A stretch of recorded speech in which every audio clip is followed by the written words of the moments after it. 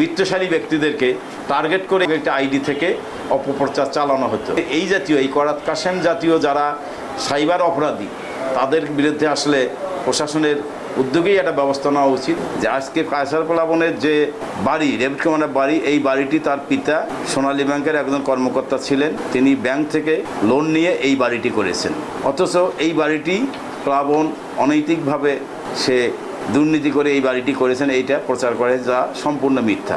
ভুয়া যে প্রচারণা চালানো হয়েছে এর আমরা তীব্র নিন্দা জানাচ্ছি। কোনো অর্থনৈতিক সুযোগ নেওয়ার জন্যই আসলে এটা তার প্রথম অপচেষ্টা, যার তীব্র প্রতিবাদ আমি গাইবান্ধা নারী ও শিশু কল্যাণ সংস্থার সহসভাপতি সৈয়দ মুশফিকুর রহমান আমি প্রতিবাদ জানাচ্ছি। বিসমিল্লাহির রহমানির রহিম। গাইবান্ধা নারী ও শিশু কল্যাণ সংস্থা একটি স্বেচ্ছাসেবী সমাজ কল্যাণমূলক সংগঠন। এই সংগঠনের সাধারণ সম্পাদক সাংবাদিক কায়সার প্লাবনকে উদ্দেশ্য করে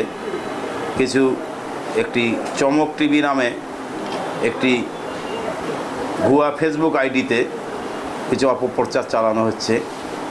আমরা গাইবান্ধা নারী ও শিশু কল্যাণ সংস্থার পক্ষ থেকে আমরা আমাদের সংগঠনের সাধারণ সম্পাদকের বিরুদ্ধে যে অপপ্রচার চালানো হয়েছে সে ব্যাপারে আমরা তীব্র প্রতিবাদ ও নিন্দা জ্ঞাপন করছি।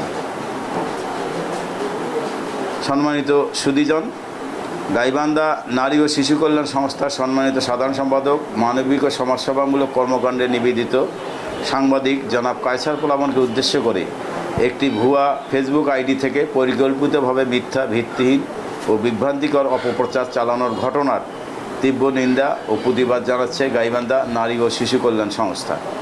আমরা গভীর উদ্বেগের সঙ্গে লক্ষ্য করছি যে সমাজে মানবিক ও কল্যাণমূলক কাজে নিয়োজিত একজন ব্যক্তির সুনাম নষ্ট করার অসৎ উদ্দেশ্যে একটি সংঘবদ্ধ চক্র সামাজিক যোগাযোগ মাধ্যম ব্যবহার করে অপপ্রচার চালাচ্ছে।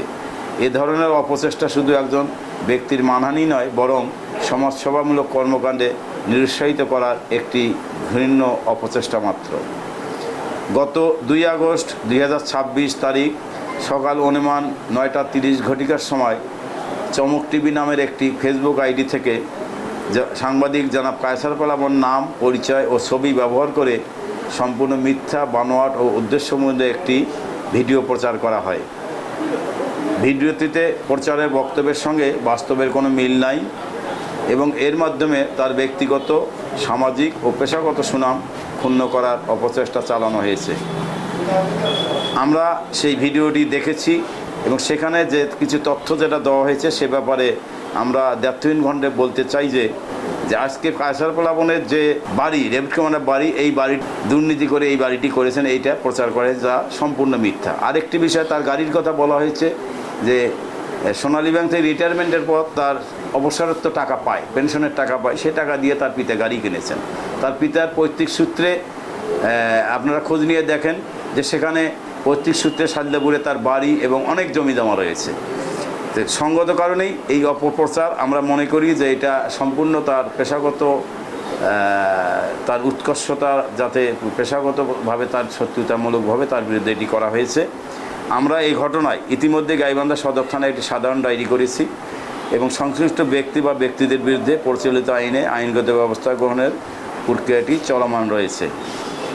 গাইবান্ধা নারী ও শিশু কল্যাণ সংস্থা জোরালোভাবে দাবি জানাচ্ছে যে অপপ্রচারে জড়িত ভুয়া আইডির প্রকৃত পরিচালনাকারী ব্যক্তি এবং চক্রকে দ্রুত শনাক্ত করে গ্রেপ্তার করতে হবে এবং তাদের বিরুদ্ধে দৃষ্টান্তমূলক শাস্তির ব্যবস্থা গ্রহণ করতে হবে, যাতে ভবিষ্যতে কেউ এ ধরনের সাইবার অপপ্রচার সাহস না পায়। আমরা একই সাথে সরকার এবং সংশ্লিষ্ট সংস্থার প্রতি আমরা দাবি জানাবো যে আজকে কায়সার প্লাবনের বিরুদ্ধে যেভাবে অপপ্রচার চালানো হচ্ছে, এইভাবে একটি গোষ্ঠী তাদের ব্যক্তি স্বার্থ হাসিলের জন্য অনেকের নামেই এটা করে থাকে, যেটা আমরা ফেসবুকে দেখতে পাই। সে কারণেই এই সাইবার অপপ্রচারের বিষয়টি আসলে একটা জাতীয় সমস্যা হয়ে দাঁড়িয়েছে এবং ফেসবুক সাংবাদিকের নামে এই সাইবার অপরাধীরা তারা মানুষকে যখন তখন তাদের মান সম্মান নিয়ে তারা খেলা করছে এবং তাদেরকে জিম্মি করে তার অনৈতিক সুবিধা নেওয়ার চেষ্টা করছে। সে কারণেই সরকারের বিভিন্ন এজেন্সি এবং সরকারের প্রতি আমাদের দাবি থাকবে এই বিষয়ে প্রয়োজনে যথাযথ আইন প্রণয়ন করে তাদের এই অপপ্রচারের বিরুদ্ধে ব্যবস্থা গ্রহণ করতে হবে। একই সঙ্গে সকলের প্রতি আহ্বান জানানো যাচ্ছে যাচাই বাছাই ছাড়া কোনো মিথ্যা, বিভ্রান্তিকর ও অপপ্রচারমূলক তথ্য বিশ্বাস কিংবা শেয়ার করবেন না। সত্যের জয় অবশ্যম্ভাবী, আর অপপ্রচারকারীদের আইনের আওতায় এনে জবাবদিহি নিশ্চিত করা সময়ের দাবি। অ্যাডভোকেট কাজী আমিরুল ইসলাম ফকু, সভাপতি, গাইবান্ধা নারী ও শিশু কল্যাণ সংস্থা, হকার্স মার্কেট গাইবান্ধা, এবং মোহাম্মদ নাজিম আহমদ রানা, সাংগঠনিক সম্পাদক, গাইবান্ধা নারী ও শিশু কল্যাণ সংস্থা, হকার্স মার্কেট গাইবান্ধা। সকলকে ধন্যবাদ।